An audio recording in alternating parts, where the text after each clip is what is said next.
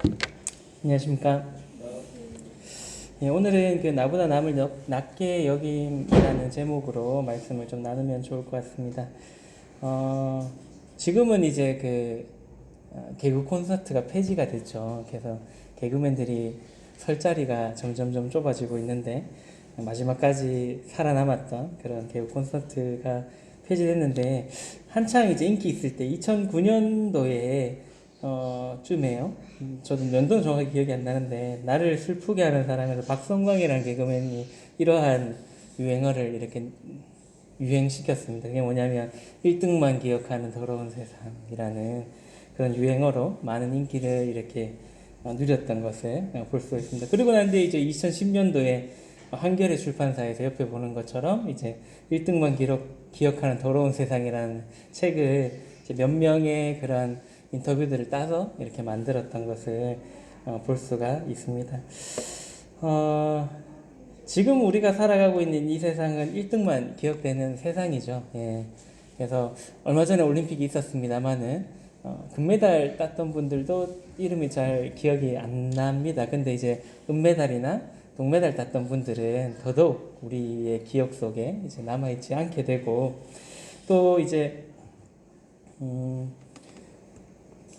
그러한 상황 속에서 이제 우리가 또 많은 사람들이 살아가는 그런 삶 또한 그 1등이 되고 싶어 하는 그런 마음들 우리 본능적으로 이제 가지고 살아가는 것 같습니다. 그래서 1등의 자리에 있는 사람은 그 1등을 계속 지키려고 이제 노력을 하고 또 2등, 3등에 있는 사람들은 1등이 되기 위해서 이제 그 자리를 호시탐탐 이렇게 노리고 또 이제 세상에서는 또 수단과 방법을 가리지 않고 어떻게 해서든 1등을 헐뜯어 가지고 내려앉히려고 하는 그러한 모습들이 우리가 살아가고 있는 이 세상의 모습이 아닐까라고 생각을 해보게 됩니다. 동일하게 이제 인간들의 그런 본능 자체도 옛날에도 그렇죠. 지금만 그런 게 아니라 과거에 왕들이 있던 시대에도 그 왕을 어떻게든 끌어내리고 자기가 그 왕자에 한번 앉아보려고 이렇게 노력했던 그런 모습들이 있는 것처럼 우리의 인간은 욕심은 끝이 없고 또 어떻게든 1등의 자리에 올라서 보려고 하는 그러한 욕망들이 있음을 보게 됩니다. 근데 오늘은 이제 그러한 인물 말고요. 1등의 자리를 끌어내리려고 했던 인물이 아니라 그런 인간들의 본래 갖고 있는 그런 본능을 이제 넘어선 스스로 이제 2등이 되었던 그런 인물을 오늘 말씀을 통해서 살펴보면 좋을 것 같습니다. 누가 기억나시나요? 제일 먼저는 주님이 기억나는 게 맞을 것 같고요. 1등 중에도 최고 1등이셨는데 완전 꼴찌가 되셔서 이 땅에 오신 것 그게 주님인 것 같고 그 다음에 또 기억나시는 인물이 있으신가요? 오늘 이제 함께 살펴볼 인물은 요나단입니다. 우리가 이제 요나단을 생각할 때 이제 다윗과 정말 그 남녀의 사랑보다도 더 뛰어넘은 사랑을 했던 그런 인물이 요나단인데요. 이제 요나단이 어떠한 사람이었는지를 좀 먼저 살펴보면 좋을 것 같고요. 먼저는 인적상 우리가 이제 이력서 쓸 때도 제일 위에 부자 관계, 뭐 이런 가족 관계, 뭐 이런 것들 적는데 제일 먼저는 한번 인적상을 한번 살펴보면 좋을 것 같은데 우리가 잘 아는 것처럼 요나단은 이스라엘 초대 왕이었던 사울의 장남이었습니다. 사무엘상 14장 49절의 말씀에 보시면 사울의 아들은 요나단과 이스위와 말기스와요 그의 두 딸의 이름은 이러하니 맏딸의 이름은 메라비요 작은 딸의 이름은 미갈이며 라고 이렇게 기록되어져 있습니다. 그래서 사울의 가족들의 이름을 이렇게 자녀들의 이름을 나열을 하고 있는데요. 여기에서 이제 그 요나단이라는 아들이 나오는데 보시는 것처럼 이제 요나단은 장남이었습니다. 그러면은 이제 우리가 그런 왕권의 그런 시대, 왕이 있던 시대에 생각해 보면 대부분 특별한 이유가 없는 이상은 장남이 이제 왕위를 이어받게 되죠. 물론 이제 첫째가 좀 못나가지고 둘째한테 밀리는 경우가 간혹 있습니다만은 이제 뭐 셋째, 넷째한테도 밀리는 경우도 있습니다만 일반적으로는 이제 그 왕위는 우리나라로 따지면 이제 세자로 보통 장자들이 많이 책봉이 되기 때문에 이제 장자가 이어가는 것이 아버지의 대를 잇는 게 일반적인 사항입니다. 그렇기 때문에 이제 어떻게 보면 이 가족 상황을 봤을 때 요나단은 다윗만 없었다면 특별한 이런 문제가 없었던 한은 이제 사울을 이어서 두 번째 이스라엘 왕이 되기에 가장 유력했던 그런 사람이었다라고 보시면 될 것 같습니다. 그 다음에 요나단은 또 이제 인적 사항에 요나단의 자녀가 있었죠. 누구가 있나요? 무비보셋이 있습니다. 무비보셋의 아버지가 이제 요나단이었다. 다윗에게 은혜를 입었던 무비보셋의 아버지가 요나단이었습니다. 사무엘상 14장 49절의 말씀에 보시면 사울의 아들 요나단에게 다리 저는 아들 하나가 있었으니 이름은 무비보셋이라 라고 이렇게 나오고 있습니다. 무비보셋은 이제 사울과 요나단이 전쟁에서 전사했다라는 소식을 들었을 때, 죽었을 때, 아버지가 이제 돌아가셨을 때 굉장히 어린 아이였습니다. 그래서 유모가 그 소식을 듣고 이 무비보셋을 피난시키려고 급하게 이렇게 가다가 이제 떨어뜨려 가지고 다리를 다치게 돼서, 어릴 때 다리를 다치게 돼서 이제 다리를 저는 그런 사람이 되게 되었죠. 원래 이제 다리를 저는 사람, 이렇게 뭔가 좀 불완전한 사람, 신체적으로나 정신적으로 불완전한 사람은 왕의 자리에서 식사를 할 수가 없습니다. 그건 우리나라도 마찬가지였고요. 어느 나라들 뭔가 좀 모자란 사람은 그 최고의 자리에 나올 수가 없었습니다. 하지만은 이제 다윗과 그런 요나단의 언약 때문에 이제 나중에 다윗이 왕이 되고 난 뒤에 사울과 요나단의 집안에 돌아볼 때에 이제 무비보셋이 있다는 얘기를 듣고 비록 다리를 저는 좀 불완전한 그런 아이였지만은 사람이었지만은 이제 왕의 식탁에서 함께 식사를 할 수 있도록 해주는 그런 은혜를 베풀어 주었고요.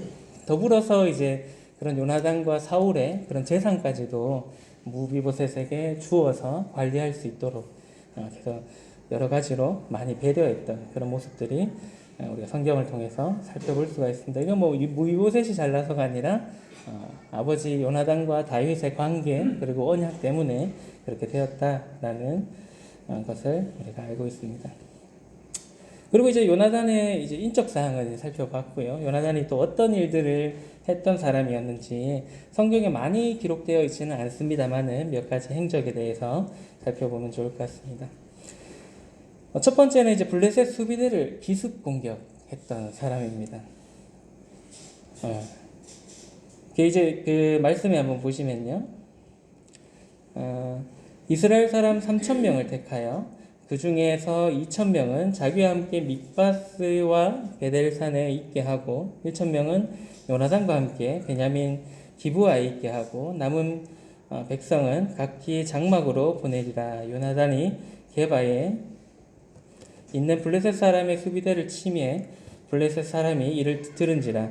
사울이 온 땅에 나팔을 불어 이르되 히브리 사람들은 들으라 하니 온 이스라엘의 사울이 블레셋 사람들의 수비대를 친 것과 이스라엘이 블레셋 사람들의 미움을 받게 되었다 함을 듣고 그 백성이 길갈로 모여 사울을 따르니라.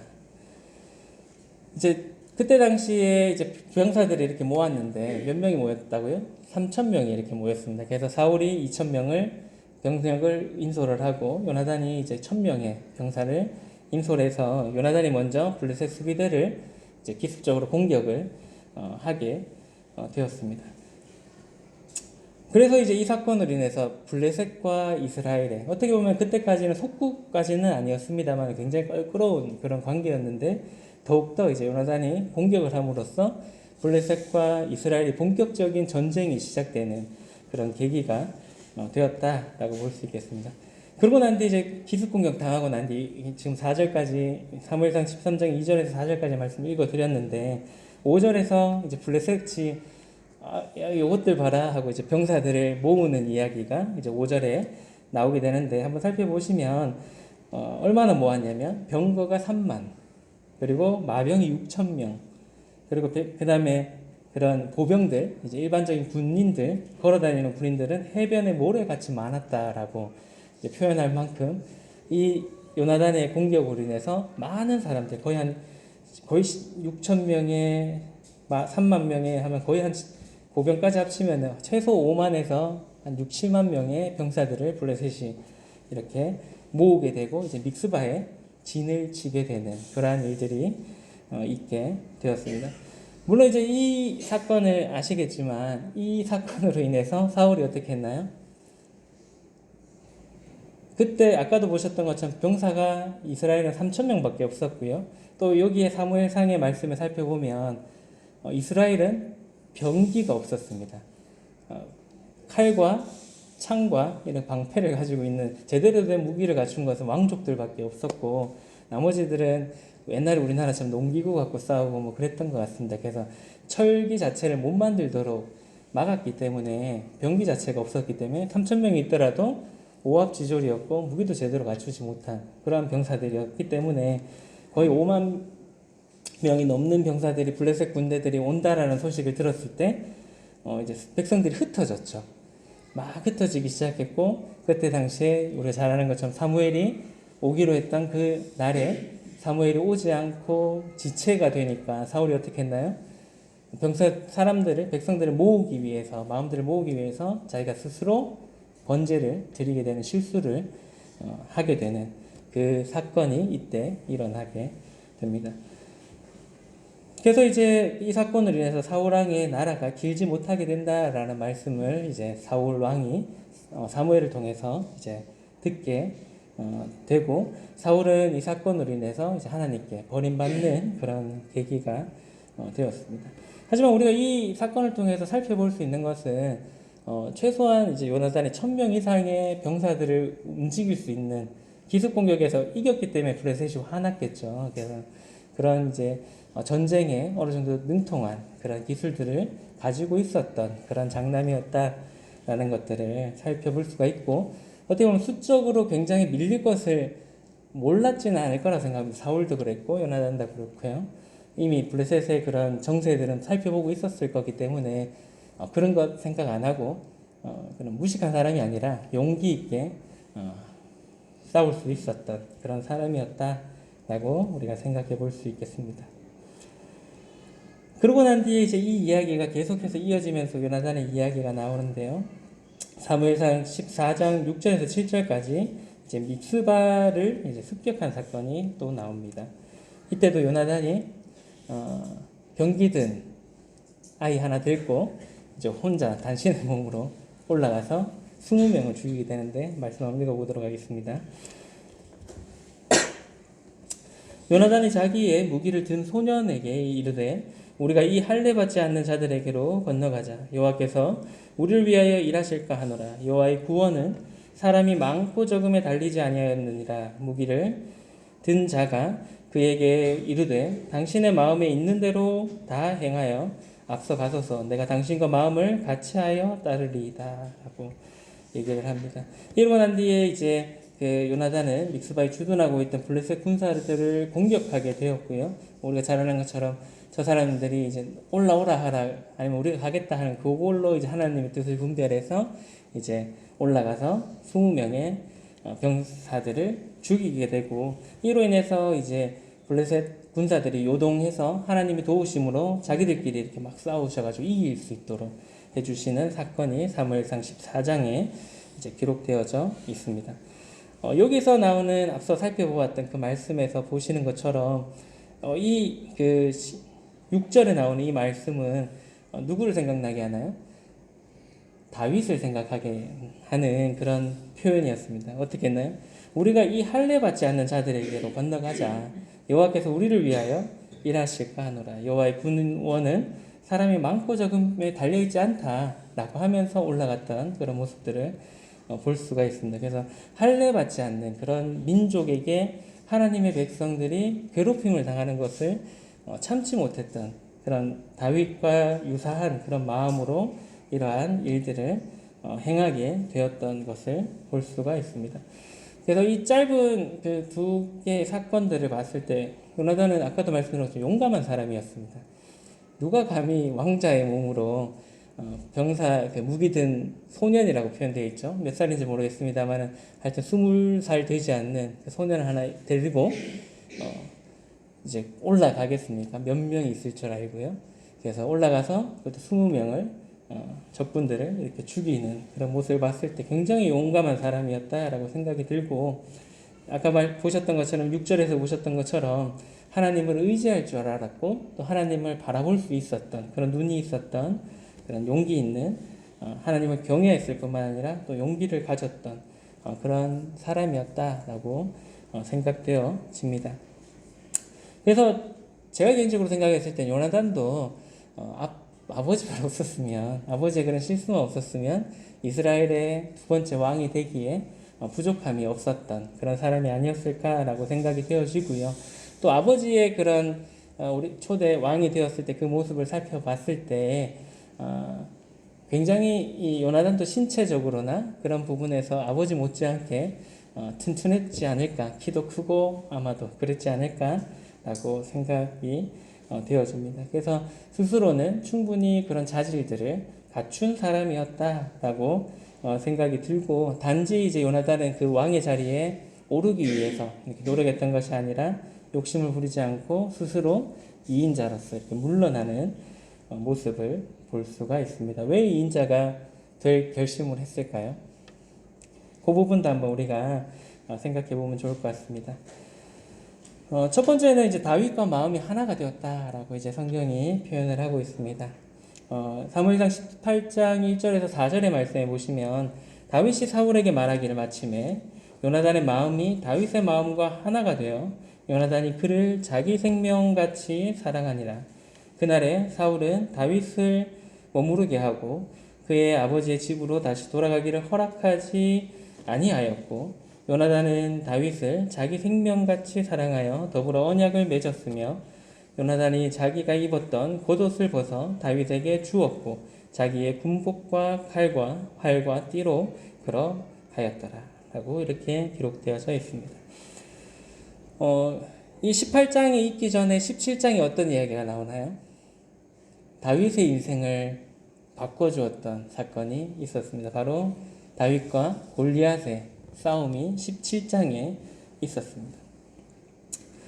17장에서도 요나단이 나서 주었으면 골리앗과의 싸움 전에 본인이 스스로 앞서 이렇게 보여줬던 용기로운 모습으로 하나님의 그런 하나님 의지하고 골리앗과 싸웠다면 하나님께서 요나단에게도 승리를 주지 않았을까 생각을 합니다만은, 어쨌든 그 다윗과 골리앗, 그리고 골리앗이 블레셋 군대를 이끌고 왔을 때는 요나단이 그렇게 예전의 모습처럼 나서지는 못했습니다. 그때 이제 어떠한 일이 있었나요?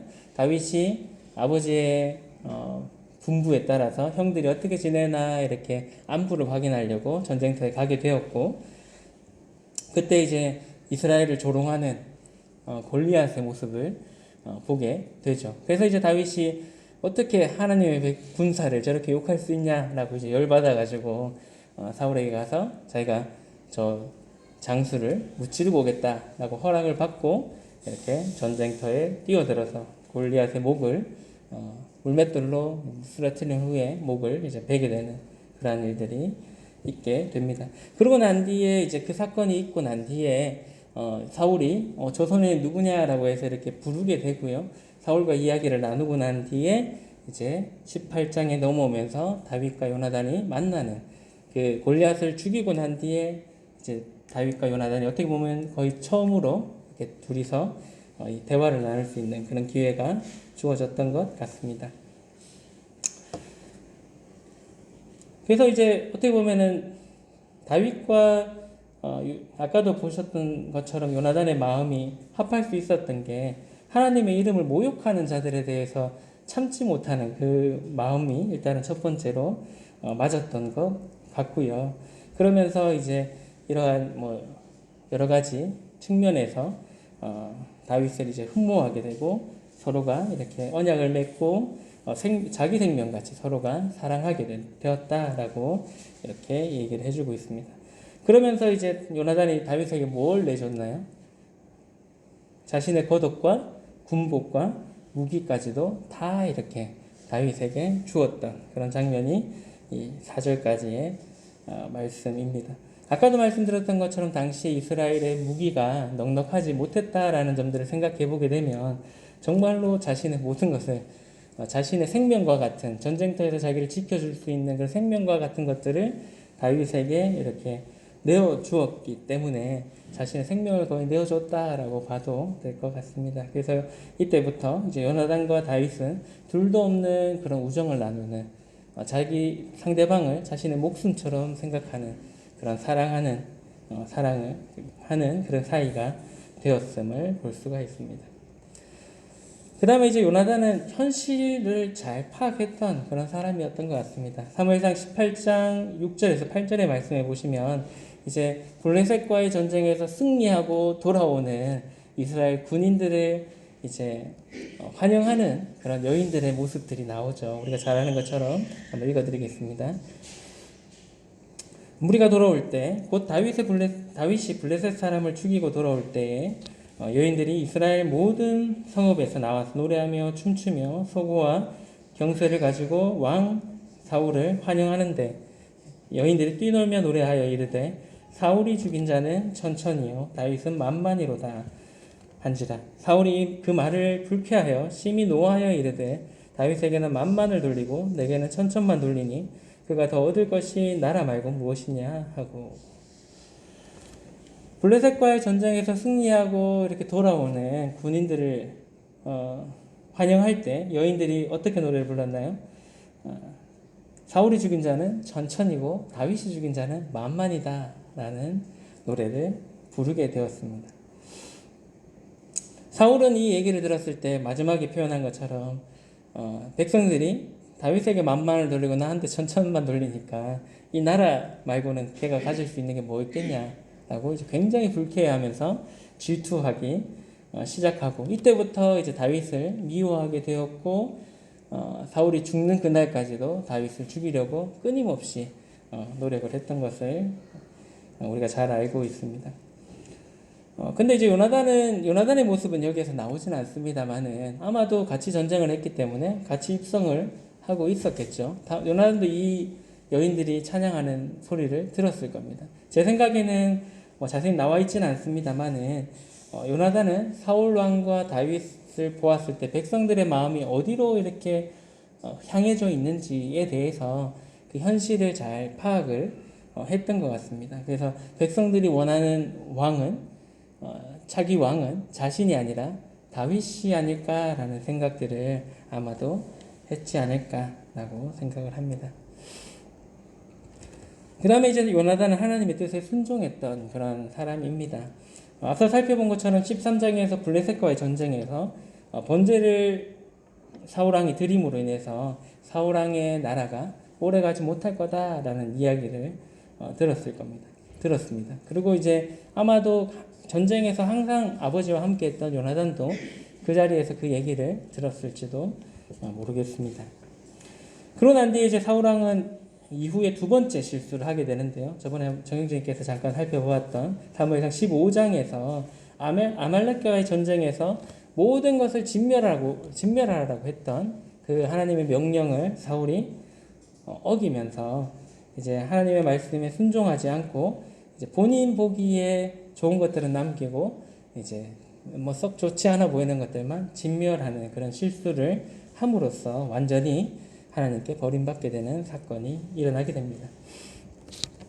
사무엘상 15장 22절에 23절의 말씀에 보시면 사무엘이 이르되 여호와께서 번제와 다른 제사를 그의 목소리를 청종하는 것을 좋아하신같이 좋아하시겠나이까. 순종이 제사보다 낫고 듣는 것이 순양의 기름보다 나으니 이는 거역하는 것은 점치는 죄와 같고 완고한 것은 사신 우상에게 절하는 죄와 같음이라. 왕이 여호와의 말씀을 버렸으므로 여호와께서도 왕을 버려 왕이 되지 못하게 하셨나이다 라고 이제 이러한 말을 듣게 됩니다. 이때도 아마도 요나단도 같이 있었지 않겠나라는 생각을 해보게 되고요. 그래서 요나단도 자신의 아버지가 하나님께 버림받았다라는 사실을 분명히 알았을 거고, 그리고 그 자신의 집안이 하나님 앞에서 이제 왕의 집안으로서 계속 남아있지 못함을 알았다라고 생각되어집니다. 그래서 이러한 사실들을 알았을 때 요나단이 하나님의 말씀을 거부하고 자신이 스스로 왕이 되고자 노력했던 것이 아니라 하나님의 말씀에 순종하고 오히려 하나님께서 왕으로 세우셨던 그 다윗을 도와주는 그러한 역할들을 하게 되고 사울에게서 목숨을 잃을 수 있는 그런 상황에서 사울에게 죽임을 당하지 않도록 요나단이 다윗을 많이 도와줬던 것을 우리가 살펴볼 수가 있습니다. 그래서 요나단은 백성들의 마음도 잘 살폈을 뿐만 아니라 또 한편으로는 하나님의 마음도 잘 살필 수 있었던 그런 사람이었던 것 같습니다. 그래서 아까도 말씀드렸지만 사울 왕의 그런 실수만 없었다면 충분히 이스라엘의 왕자의 자리에 앉아도 부족함이 없었던 그런 사람이었었지 않을까라는 생각을 해보게 됩니다. 하지만은 이제 요나단은 하나님의 뜻과 또 백성들의 뜻과 또 여러 가지 다윗과의 그런 언약 등으로 인해서 기쁨으로 그런 왕자의 자리를 다윗에게 넘겨주었다, 양보했다라고 생각되어집니다. 우리도 이런 요나단과 같은 사람이 되면 좋겠다라는 생각을 한번 해보게 되었습니다. 나의 이익과 나의 유익만을 이제 생각하는 것이 아니라 하나님의 뜻을 최우선적으로 생각을 하고요. 또 나보다 남을 낮게 여기는 그러한 사람들이 되면 좋겠다라는 생각이 듭니다.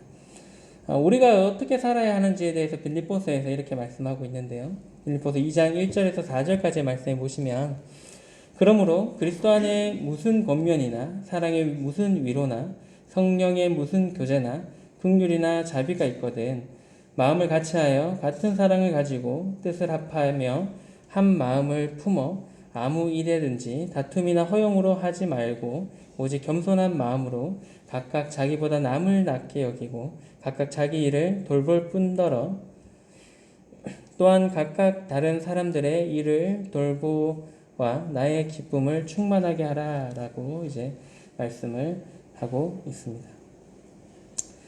빌립보서에서 우리가 어떻게 살아야 된다라고 말씀을 하고 있나요? 마음을 같이 하고 또 나보다 남을 낮게 여기며 내 일을 돌볼 뿐만 아니라 다른 사람의 일도 내 일처럼 돌보라라고 이제 말씀을 하고 있습니다. 요나단은 이러한 삶을 살아냈던 사람이다라고 생각이 되어집니다.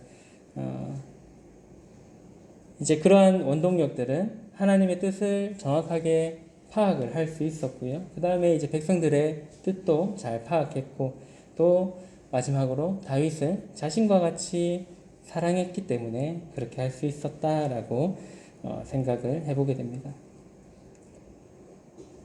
우리도 이제 남을 낮게 여기는 삶, 우리가 머리가 되고자 하는 마음을 가지지 않는 삶을 살기 위해서는 먼저는 하나님의 뜻을 분명히 알아야 되고요. 그리고 다른 사람을 사랑하는 그러한 이타적인 마음을 가질 필요가 있다라고 생각을 하게 됩니다.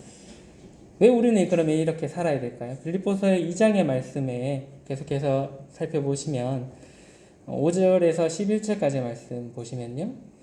너희 안에 이 마음을 품으라. 곧 그리스도 예수의 마음이니 그는 근본 하나님의 본체시나 하나님과 동등됨을 취할 것으로 여기지 아니하시고 오히려 자기를 비워 종의 형체를 가지사 사람들과 같이 되셨고 사람의 모양으로 나타나사 자기를 낮추시고 죽기까지 복종하셨으니 곧 십자가의 죽으심이라. 이러므로 하나님이 그를 지극히 높여 모든 이름 위에 뛰어난 이름을 주사 하늘에 있는 자들과 땅에 있는 자들과 땅 아래에 있는 자들로 모든 무릎을 예수의 이름에 꿇게 하시고 모든 입으로 예수 그리스도를 주라 시인하여 하나님 아버지께 영광을 돌리게 하셨느니라.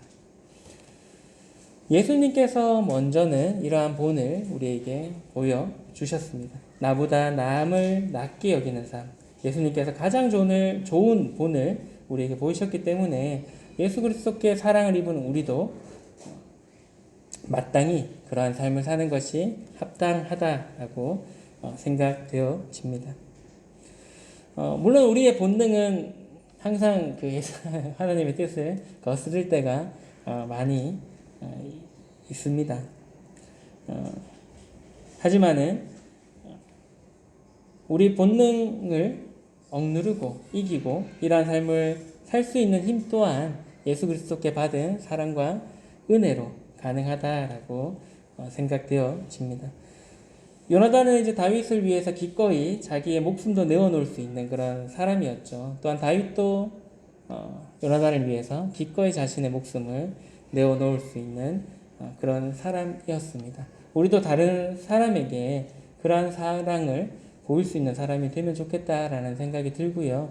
예수님께서 어떻게 보면 우리를 위해서 그러한 큰 사랑을 보여주셨잖아요. 그래서 우리도 그러한 삶을 사는 것이 합당하다라고 생각되어집니다. 요한복음 15장에 보면 이런 말씀이 있죠. 13절에 사람이 친구를 위하여 자기 목숨을 버리면 이보다 더 큰 사랑이 없다라고 이렇게 표현을 하고 있습니다. 요나단과 다윗은 이러한 큰 사랑을 했던 사람들이었습니다. 친구를 위해서 기꺼이 자기 목숨도 내어놓을 수 있었던 그런 사람이었고요. 예수님께서 이런 말씀을 하셨는데 예수님께서도 우리와 친구가 되시기 위해서 더 큰 사랑을 보이시기 위해서 우리를 위해서 자기의 목숨을 기꺼이 버리셨습니다. 우리에게 이런 큰 사랑을 보일 수 있는 친구가 있나요? 나에게 목숨을 기꺼이 내어줄 수 있는 친구를 가지고 계신가요? 있다면 참 감사한 일이라고 생각을 합니다. 그렇지 않다면 한번 인생에 꼭 그런 친구들을 찾아볼 필요가 있다라고 생각이 되고요. 그렇다면 반대로 나는 누군가에게 이러한 큰 사랑을 내 목숨까지도 내어줄 수 있는 그런 친구가 되어주고 있나 한번 생각해 볼 필요가 있다라고 생각을 합니다. 나도 그 사람에게 기꺼이 목숨을 내어줄 만한 친구가 있다면 그것 또한 감사한 일이고요. 그렇지 않다면 그러한 친구가 되어주시면 좋겠다라는 생각을 해보게 됩니다. 우리는 누군가에게 이러한 사랑을 받고자 하는 마음들이 더 많이 있습니다. 하지만은 우리는 이러한 사랑을 받고자 하는 것에만 애쓰는 것이 아니라 이러한 사랑을 보여줄 수 있는 그런 사람이 될 필요가 있다라고 생각을 합니다. 우리를 위해서 모든 것을 내어주신 그런 주님의 마음을 우리가 가질 수 있는 그런 자들이 되면 좋겠다라는 생각을 요나단을 통해서 한번 해보게 되었습니다. 오늘도 이제 찬양 한 곡 들려드리면 좋을 것 같은데요. 따끈따끈한 신곡입니다. 그래서 그 유평 모임에서 섬기고 있는 연평한 형제가 이제 작사 작곡한 것 같고요. 이번에 그 CTS였나요? CTS에서 그 가스펠 경연대회 비슷한 걸 했는데 거기에서 이제 입상하신 분들 말고 이렇게 좀 조기에 탈락하시거나 했던 분들을 좀 모아서 같이 이렇게 곡을 하나 작업을 했던 것 같습니다. 그래서 한번 가사가 좋아서 한번 들어보면 좋을 것 같습니다.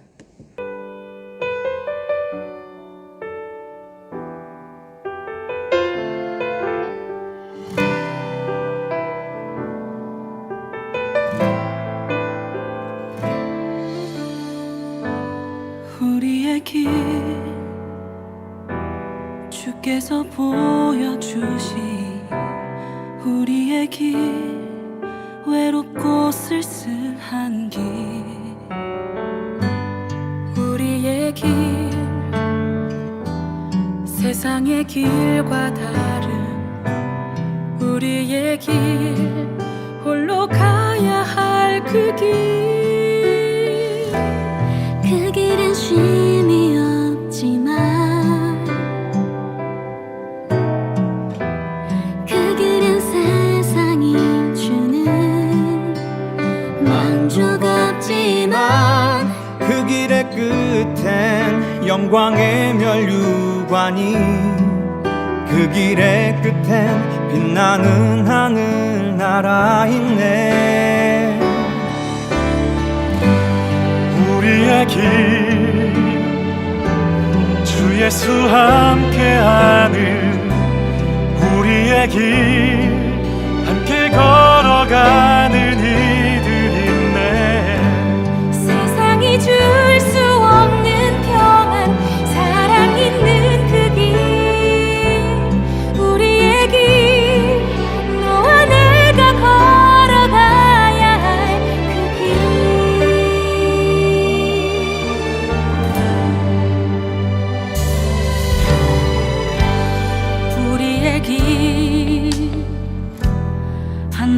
가본 적 없는 우리의 길, 어둡고 캄캄한 길, 우리의 길, 세상이 조롱하는 우리의 길, 세상과 맞서는 길. 그 길은 쉼이 없지만 그 길은 세상이 주는 만족 없지만 그 길의 끝에 영광의 면류관이, 그 길의 끝에 빛나는 하늘나라 있네.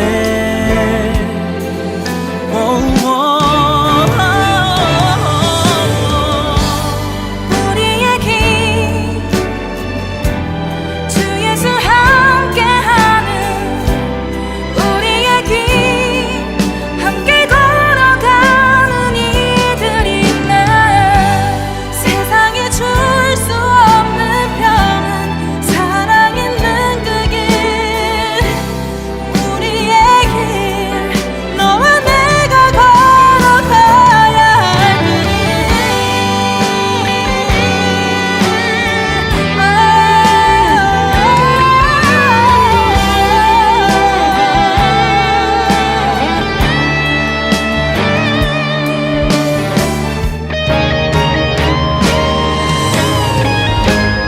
우리의 길, 주 예수 함께하는 우리의 길, 함께 걸어가는 이들 있네. 세상이 줄 수 없는 평안, 사랑 있는 그 길, 우리의 길, 너와 내가 걸어가야 할 그 길, 우리의 길, 우리의 길, 주 예수 함께하는 우리의 길, 함께 걸어가는 이들 있네. 세상이 줄 수 없는 평안, 사랑 있는 그 길, 우리의 길, 너와 내가 걸어가야 할 그 길, 너와 내가 걸어가야 할 그 길.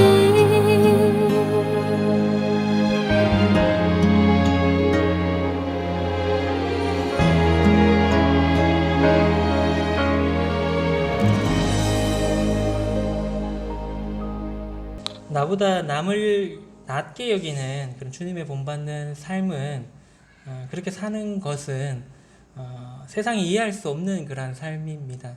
그래서 때로는 조롱하는 삶이 될 수도 있고요. 야, 요즘 세상 그렇게 살면 안 돼. 그렇게 바보처럼 살면 안 돼. 라는 이야기를 들을지도 모르는 그러한 삶이다라고 생각됩니다. 때로는 또 이러한 삶을 살 때 외롭고 쓸쓸한 그런 삶이 될 수도 있습니다. 하지만 우리가 걷는 이 길은 찬양의 가사처럼 세상이 줄 수 없는 평안과 사랑이 있고, 이 길의 끝에는 영광의 그런 면류관이 주어지는 그러한 길이다라는 것을 기억하시면 좋을 것 같고요. 그리고 이제 우리가 걸어가고 있는 이 길은, 주님을 본받는 그 길은 외롭고 쓸쓸하지만은 않는 그러한 길이다라는 것을 생각해 볼 수가 있습니다. 왜냐하면은 이 길은 우리의 주인이신 예수님께서 함께 우리와 걸어가시는 그러한 길이기 때문에 그러하다 생각이 들고요. 또한 우리와 함께 걸어가는 성도들이 옆에 있기 때문에 이 길을 걸어가는 것이 결코 외롭고 쓸쓸하고 어렵지만은 않는 그러한 길이다라고 생각이 되어집니다. 그렇기 때문에 우리는 세상이 뭐라 하든, 세상이 어떻게 변하든 우리가 이러한 길을, 주님을 본받는 그러한 삶을 살아가면은 좋을 것 같다라는 생각이 듭니다. 마지막으로 아까 살펴보았던 말씀 하나 보고 마치도록 하겠습니다. 빌립보서 2장 5절 말씀인데요. 너희 안에 이 마음을 품으라. 곧 그리스도 예수의 마음이니? 라고 이제 말씀을 하고 있습니다. 우리가 예수 그리스도의 겸손한 마음, 사랑의 마음을 가진 그러한 자들이 되면은 좋겠다라는 생각이 듭니다. 요나단이 다윗을 위해서 희생하고 그에게 아낌없이 사랑을 보여주었던 것처럼 여기 옆에 있는 성도님들에게, 그리고 우리의 가족들에게, 또한 우리의 친구들에게, 또 직장에서 만나는 직장의 동료들에게 이러한 사랑을 보이는 모두가 되었으면 좋겠다라는 생각이 됩니다. 그래서 이제 우리의 모습을 통해서 예수 그리스도의 사랑이 그 사람들에게 느껴질 수 있도록 하는 그러한 삶을 우리가 살아내면 좋을 것 같고요. 그래서 우리를 통해서 예수님이 궁금해지게 하는 그러한 삶을 살아가시는 한 주가 되시면 좋을 것 같습니다. 나보다 남을 낮게 여기는 그런 삶을 살았던 주님을 본받는 그러한 일주일을 보내시면 좋을 것 같습니다. 절대로 나보다 남을 낮게 여기면 안 되죠. 나보다 남을 낮게, 더 좋게 여기시는 그러한 한 주 보내시면 좋을 것 같습니다. 그래서 예수 그리스도의 마음을 품고 예수 그리스도의 마음을 가지고 살아가시는 그러한 한 주 되시면 좋을 것 같습니다. 기도하고 모든 시간 마치도록 하겠습니다. 하나님 주님 감사를 드립니다. 저희들을 위해서 가장 높으신 그분께서 낮고 낮아지셔서 그 십자가의 고난도 기꺼이 감당하신 주님의 크신 사랑과 은혜에 감사를 드립니다. 저희들이 그러한 큰 사랑과 은혜를 받은 자로서 주님을 본받아 나를 위해 사는 것이 아니라 남을 위해 살고 나보다 남을 낮게 여기는 그러한 삶을 사는 저희 모두가 될 수 있도록 인도해 주시기를 원합니다. 그러므로 인해서 저희들을 통해서 하나님의 사랑이 저희들의 삶을 통해서 나타나기를 원하옵고, 또 그러한 사랑을 나타냄으로써 또 하나님을 믿지 못하는, 또 하나님을 알지 못하는 사람들이 우리를 통해서 하나님을 알아갈 수 있는 저희들이 그러한 귀한 도구가 될 수 있도록 인도해 주시기를 원합니다. 일주일의 삶 또한 저희들을 지켜주시고 또 함께하여 주셔서 이러한 주님의 길을 걸어갈 때에, 주님을 따르는 길을 걸어갈 때 주님을 의지하고 주님과 동행하는 또 그러한 한 주의 삶이 될 수 있도록 인도해 주시기를 원합니다. 함께 하심을 감사를 드리며 예수님 이름으로 기도를 드렸습니다. 아멘.